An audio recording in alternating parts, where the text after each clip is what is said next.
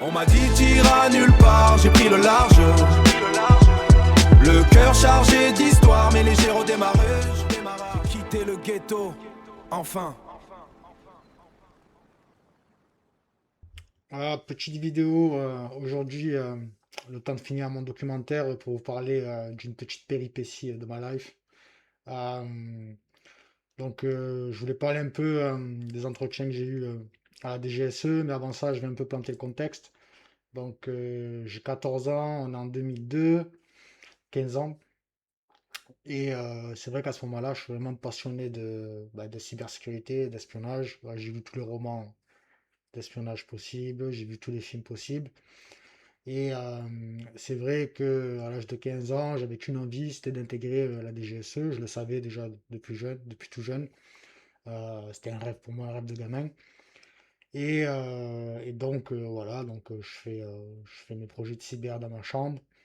À l'âge de 18 ans, je suis étudiant et je décide d'envoyer une lettre de motivation, un peu naïvement. Je fais une lettre manuscrite de 4-5 pages. Et ils me répondent pour le coup. Un mois après, je reçois une lettre. Bon, je pense qu'à l'époque, ils ne devaient pas avoir beaucoup de candidats. C'était très peu connu. Et ils me disent bah, qu'ils n'ont pas de poste disponible pour moi. Ce qui est normal en même temps. J'avais 18 ans. Je veux dire, j'avais pas de bagage professionnel. Même si j'avais des bagages techniques, mais c'était plus officieux qu'officiel. Du coup, bah, je garde ça dans un coin de ma tête. Je me suis dit, bon, ça peut être que du positif. Ils montent dans leur petit papier. Bon, je m'imaginais des trucs, mais bon. Du coup, je continue ma life. Entre-temps, bon, je développe mes compétences de cyber. Euh, Vers l'âge de, je crois, 21 ans, je crois, 22, je décide de faire un projet pour essayer de leur taper dans l'œil. Du coup, je fais un projet qui s'appelle AnnoSearch. C'est un projet, Anonymous Search. En gros, ce que ça permettait de faire, c'était de pouvoir chercher une personne sur tous les réseaux sociaux de tous les pays, enfin, toutes les pages blanches, etc. Et de corréler ces informations pour essayer de sortir un profil détaillé, en fait. Et donc, j'avais intégré tout plein de sources. Enfin, j'avais passé peut-être 2 ans à développer le truc.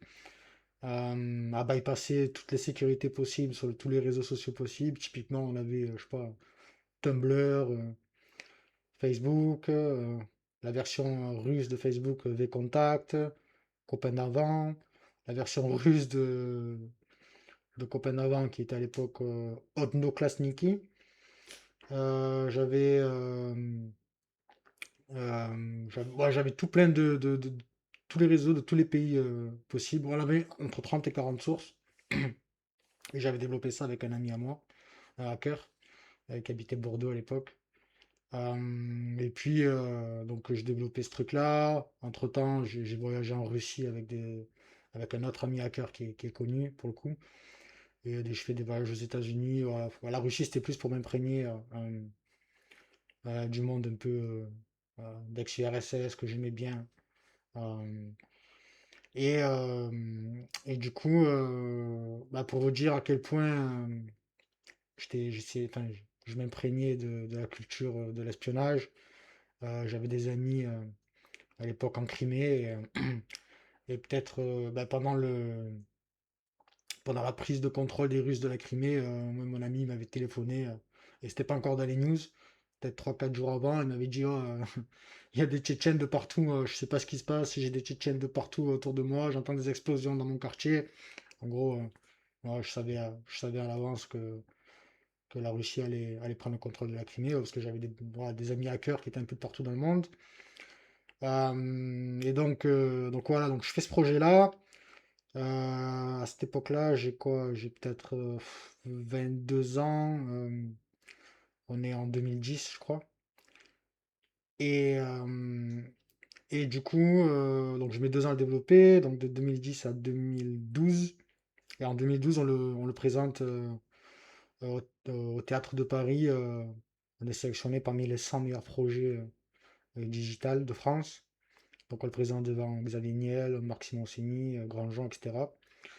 Et à ce moment-là, il y a un gars qui débarque, qui me dit: «Oh, j'aime bien ce que vous avez fait, tu devrais peut-être le mettre dans le cloud.»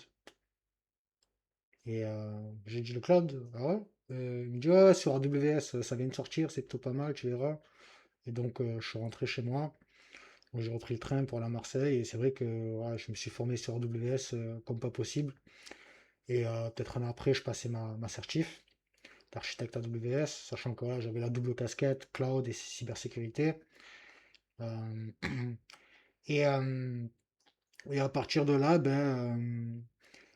je prends ma première mission chez Dassault en tant qu'expert cyber architecte cloud. Je crois que je suis peut-être parmi les 100 premiers à faire du cloud en France. Donc j'arrive chez Dassault, bon, je m'occupe de tous ces trucs-là. Et je décide de repostuler à la DGSE pour le coup. Donc là, à Paris, j'étais tout seul.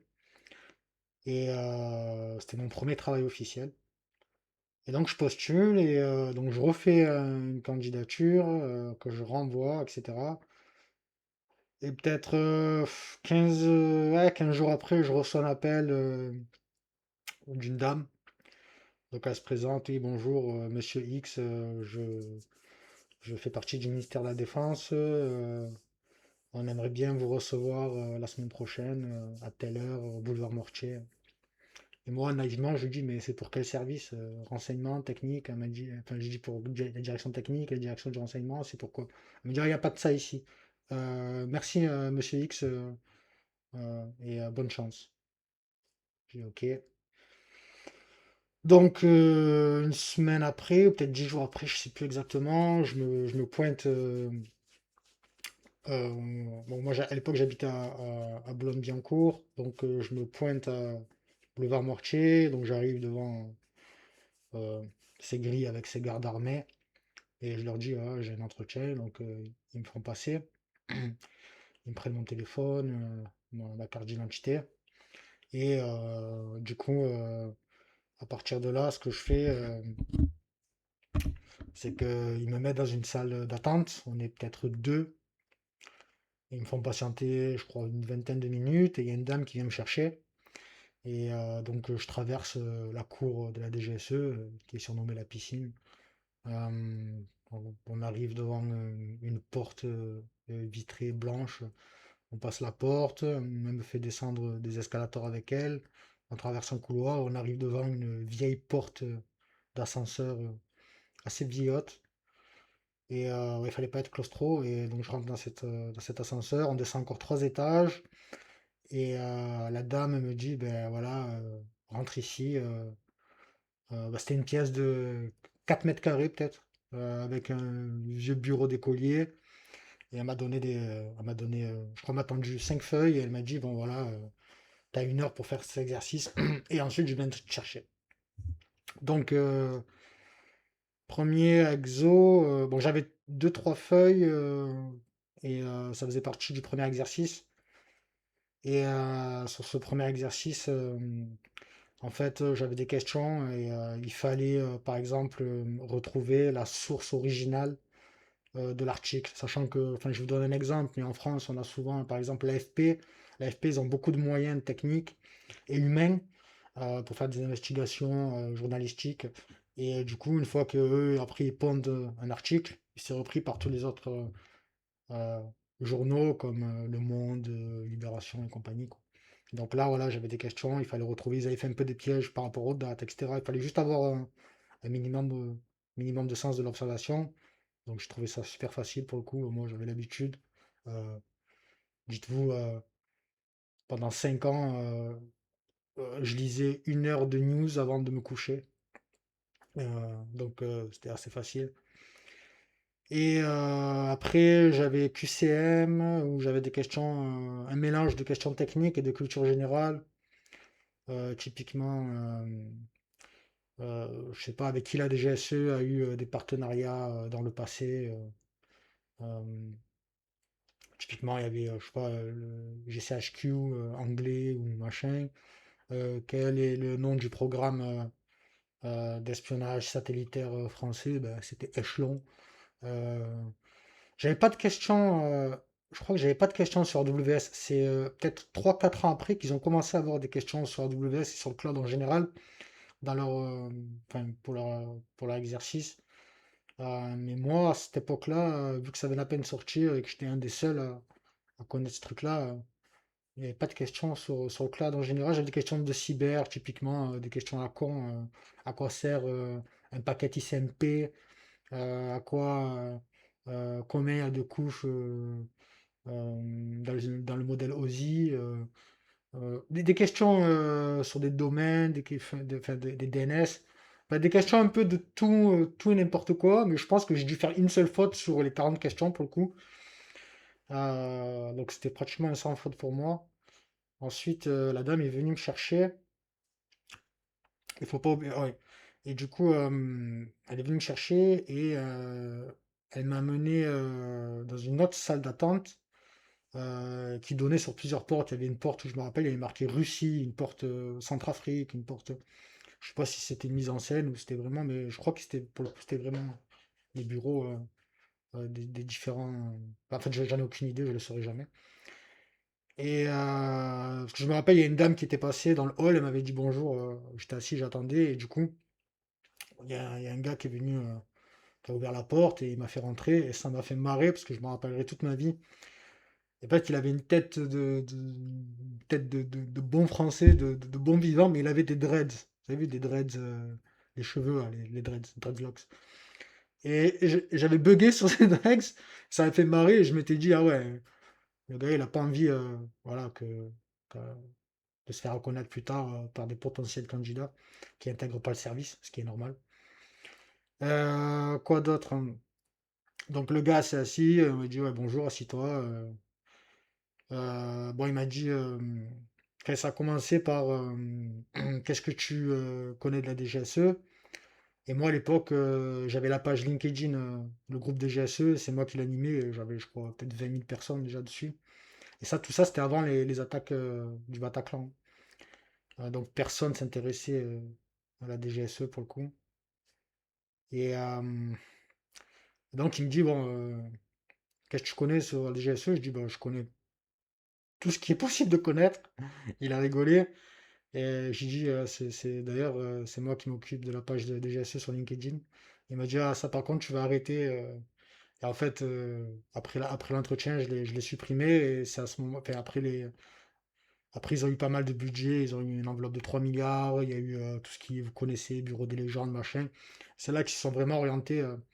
Ils ont vraiment essayé de faire une espèce de campagne publicitaire qui était interdite à l'époque pour le coup. Donc je suis un peu le précurseur de ça, je suis content. J'ai aidé à les faire connaître. Donc voilà, il me dit, ouais, je vais quand même te raconter l'histoire, même si tu sais tout. Alors comment l'histoire, la tournure, bah, il y a 12 ans en arrière, les gars. Donc il me dit, imagine que il y a deux royaumes. Toi, tu contrôles un royaume et il y a un autre royaume, il a 200 km, un château. Je crois que c'était un château qu'il avait utilisé. Il m'a dit, imagine que ouais, toi tu diriges un château et il y a un autre château à 200 km de là. Et en fait, le château décide d'attaquer et toi, t'as rien fait auparavant, donc ben, tu te fais lyncher quoi, par son armée. Alors il me dit, le prochain, il va faire quoi? Il va mettre un éclaireur dans la forêt à 20 km. Sauf que l'éclaireur, même s'il a le temps d'alerter, l'armée n'a pas le temps de se préparer. Donc vous faites encore lyncher. Et genre, nous, ce qu'on fait pour éviter ça, c'est qu'on met l'éclaireur dans la cour du roi adverse. Ouais, il me l'a raconté comme ça m'avait fait marrer. Donc voilà, c'était là son histoire. Il m'avait posé des questions sur par exemple quelle technologie j'utiliserais pour agréger un maximum de données. Et moi, je savais qu'à l'époque, les Anglais, utilisaient beaucoup Splunk, le service secret anglais. Donc j'avais dit, ben, Splunk. Il m'avait dit, bon, ben, ok, parfait. Il m'avait dit, bon, est-ce que tu as lu un peu les documents les leaks de Snowden? J'ai dit oui, je les ai lus en long, en large, en travers. Je les avais vraiment bien étudiés pour le coup. Il m'a dit, qu'est-ce que tu penses de Snowden? J'ai dit, ben, pour moi, c'est une mine d'or. Après, pour vous, je sais pas trop dans quelle optique vous vous placez. Et il m'avait arrêté comme ça, il m'avait dit, Snowden, c'est un salopard. Je dis, oui, je comprends. Après, moi, en tant que passionné, il m'a permis de savoir plus ce qui se passe. Après, je pense qu'il a joué un peu, je sais pas comment dire, parce que je veux dire, les technologies de la NSA et de la CIA, elles étaient sans aucune mesure par rapport à celle de la DGSE. Donc je pense que même lui, au final, même le service, il a appris, quoi. Sachant que la DGSE fait pas partie des Five Eyes. Donc je pense que même eux, ça leur a servi au final, même s'il a eu cette réaction avec moi. Et donc, lui, c'était le directeur de la cyberdéfense. Ça se passe super bien. Il me dit, ben écoute, c'est parfait, moi j'aime bien ton profil. Allez, maintenant, il m'a dit comme ça, on va aller voir mes amis qui t'aiment bien aussi. Je dis, ah bon? Il me dit, oui, oui, tu vas voir. Et donc, il me récupère et de là, je le suis et on va dans une salle de conférence où là, par contre, ça faisait vraiment beaucoup plus officiel. On était quatre. Euh, non, on est un, deux, trois. On était cinq en tout, je crois. Cinq en tout. Et donc, en gros, il y avait plusieurs officiers qui se présentaient. Euh, il y avait un officier de renseignement, un officier de la direction technique, mais plus R&D, un officier, ben, il y avait lui, de cyberdéfense, le directeur cyberdéfense.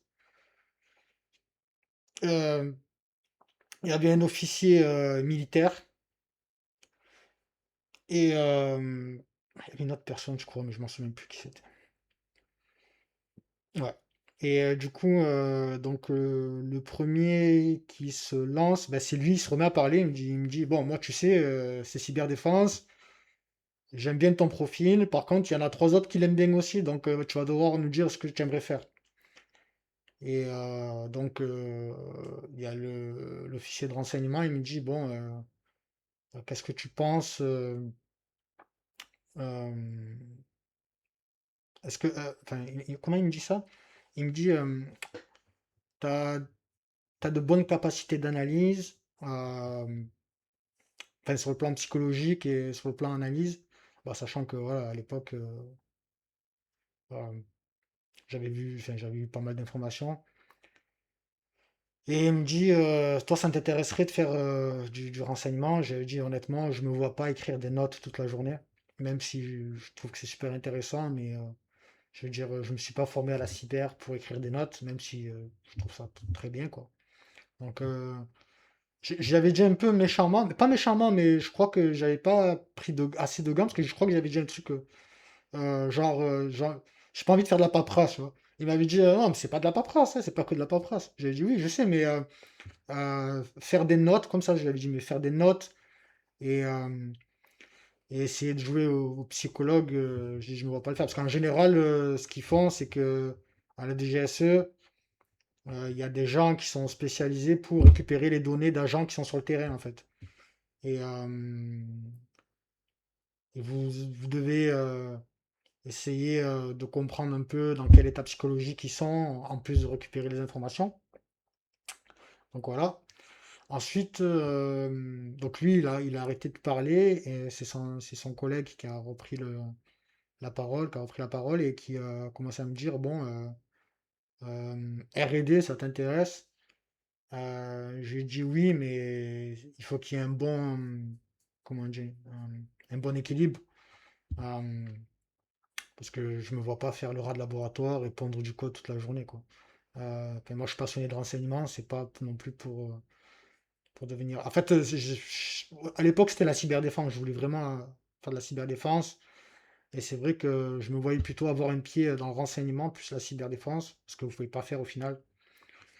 Et lui, il m'avait posé des questions sur des techniques, sur le kernel Windows à l'époque, les relocks, sur Linux, les return into libc, pour ceux qui connaissent. Où j'avais répondu, j'avais dit clairement, je lui ai dit honnêtement, je ne serais pas capable de faire du 6 internal Windows. Clairement, j'ai pas le niveau. Parce que je me comparais à l'époque avec mes amis. Typiquement, bah, je peux dire des noms, mais Mathieu Switch, Eloi Van der Becken, tous ces gens-là qui font de l'assembleur toute la journée. Et moi, c'est vrai que je faisais autre chose que ça, quoi. J'en faisais un peu, clairement, mais j'étais plutôt dans l'offensif, dans la cyberdéfense, plutôt que dans la R&D, quoi. Et donc après, il y a eu le gars de la partie offensive. J'avais dit oui, ça peut me botter. Clairement, ça m'intéresserait. J'avais dit voilà, au final, cyberdéfense ou cyberoffensif, c'est quelque chose que j'aimerais faire. Donc pas de R&D, pas de renseignement. Et ils me posent des questions, enfin, je leur pose des questions et je leur dis...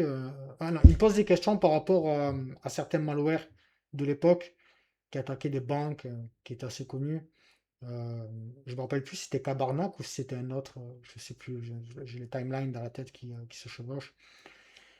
Et il me dit, ben, qu'est-ce que tu penses des auteurs de ces malwares? Alors, quelque chose comme ça, il me dit. Je lui dis, ouais, c'est sûrement des Russes ou des Ukrainiens. Ils sont plutôt spécialisés dans le vol de données financières. Et il m'avait dit oui, ok. Et là, je lui avais dit un truc comme quoi, pourquoi est-ce que vous avez des problèmes avec la Russie actuellement? Il me dit non, non, on n'a aucun problème avec la Russie. On a des problèmes avec d'autres, mais pas avec la Russie. Et du coup, je leur avais dit, ah, avec les Américains, du coup. Et ils avaient souri, ils avaient dit no comment. Et à la fin, donc à la fin de l'entretien, ils me disent, bon, comme tu peux le voir, c'est la première fois que ça se fait. On a quatre divisions qui te veulent, quatre divisions différentes. Par contre, on a, on va être clair avec toi. Si tu as des trucs à nous dire, tu nous le dis maintenant. Pas de mensonge. J'ai dit, bah, de toute façon, vous allez le savoir, ou si vous ne le savez pas déjà, j'ai été arrêté par l'OCLCTIC quand j'étais mineur. Et voilà. Et on m'a dit, bon, que oui, tu as bien fait de nous le dire, il n'y a pas de souci. Et ils nous ont dit, écoute, on va être clair avec toi. Euh, c'est pas nous qui faisons l'enquête. Je sais plus qui c'était à l'époque. TRSD, DS, je sais plus exactement. Mais c'est une autre entité en fait. Euh, et il m'avait dit, bon écoute, il y a deux problèmes qui se peuvent se poser, c'est ça et ça. En gros, il me montrait que j'avais pas fini mes études de BTS et que je m'étais fait arrêter en fait. C'était ça. Et donc, il y a ensuite, donc il me remercie, je les remercie. Et il y a l'officier militaire qui me raccompagne enfin, il me raccompagne dans la cour et il décide de fumer une clope avec moi. Et, euh, et donc il me dit, écoute, euh, franchement, ça s'est jamais vu, t'es bien parti, mais je dois te dire quelque chose, si l'enquête se passe mal, il faut pas que tu sois déçu. Parce que je pense qu'il avait vraiment vu que j'étais un des très très rares passionnés. Je lui ai dit, ouais, je sais, mais je lui ai dit, ça va être compliqué du coup. Et il m'a dit, écoute, si ça se passe mal, dans tous les cas, tu recevras une lettre dans 4 5 mois. Et par contre, on ne pourra jamais te dire pourquoi on ne te prend pas. Mais sache que il y a de grandes chances voilà, que tu sois pris. Maintenant, si ça le fait pas, ben tant pis, va de l'avant. Voilà, il m'avait dit un truc comme ça, c'était super cool. Il m'avait dit, ouais, j'ai connu, parce que j'ai un nom de famille particulier, il m'a dit, ah, tu sais, j'en ai connu un à Toulon quand j'étais sur la base militaire, machin. Et donc voilà, ça s'est passé comme ça. Et ensuite, voilà, j'ai quitté le boulevard Mortier. Je rentre à la maison. Et entre-temps, je me suis séparé de mon ex. euh, voilà, il y a eu quelques insultes qu'on me fusait au téléphone. Voilà, j'étais jeune. Et, quoi d'autre? Ouais. Et j'ai reçu cette fameuse lettre où il me disait, ben, désolé, l'enquête s'est mal passée, mais je savais que j'étais sur écoute et pendant l'entretien, il m'avait dit, mais tu sais, on va mettre, enfin, tes amis, va falloir que tu fasses une croix dessus, si, va falloir que tu, ça aussi, il va falloir pas que tu parles de ça, de ça. Il m'avait quand même averti, sauf que ouais, j'avais des amis à l'époque qui étaient encore pertinents à Marseille, ils me racontaient leurs péripéties par téléphone.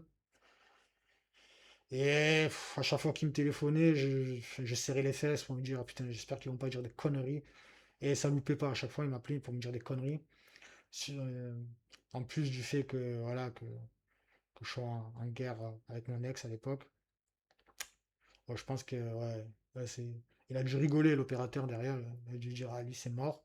Et tant pis, parce qu'au final, euh, je pense que j'avais vraiment des prédispositions, peut-être même plus que des prédispositions, parce qu'au final, je me rappelle, il y avait un article, peut-être des années après, euh, qui, euh, qui disait on a besoin de personnes qui sont capables de se débrouiller à Zurich comme en Afrique. Et au final, j'ai passé 5 ans à Zurich. Et aujourd'hui, je suis dans le Middle East.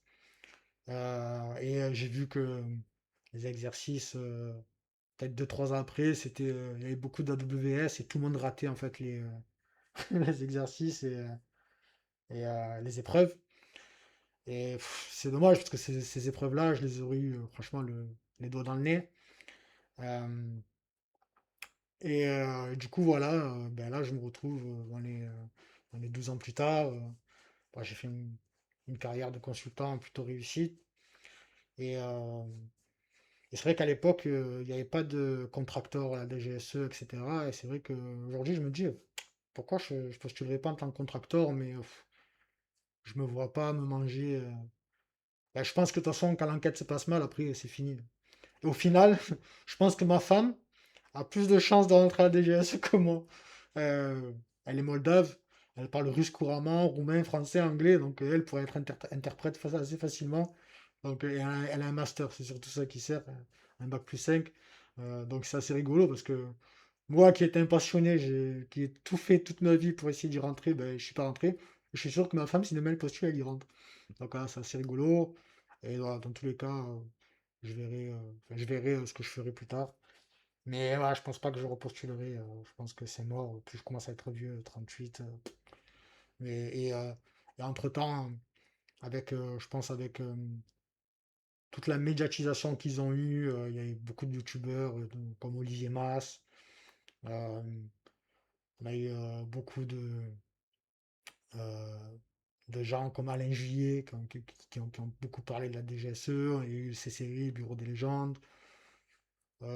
Voilà, donc après ils se sont développés sur LinkedIn, etc. Donc, mais je suis content que qu'ils aient pris ce tournant. C'est dommage qu'ils l'aient pas fait avant, pour le coup, qu'ils aient attendu d'avoir cette enveloppe de 3 milliards après les attentats terroristes. Mais voilà, c'était une bonne expérience et je voulais la partager. Et je pense que c'est un super service. En tout cas, moi je le pense vraiment. Après, je connais pas tout, clairement. Mais si vous avez des prédispositions comme moi, n'hésitez pas à leur taper à la porte. Et je pense que bah, après, il y a des petits inconvénients. Typiquement, vous allez rester 6 ans en CDD. C'est assez dur sur Paris avec le coût de la vie, mais je pense que enfin, les salaires d'aujourd'hui, c'est plus les salaires de l'époque. Moi, je me rappelle à l'époque, ma première mission chez Dassault, je gagnais 3 000 € net par mois. Et pendant l'entretien, il m'avait dit, oh, mais tu gagneras jamais ça, tu sais. Donc là, à l'époque, à mon avis, ça devait tourner autour de 2 400 € net par mois. Mais aujourd'hui, je pense que c'est plus le cas pour le coup. Et voilà. Donc voilà, prochain épisode, ça sera mon documentaire sur la scène française concernant les virus. Et bon visionnage, et n'hésitez pas à cliquer et à vous abonner si cette histoire vous a plu. Merci.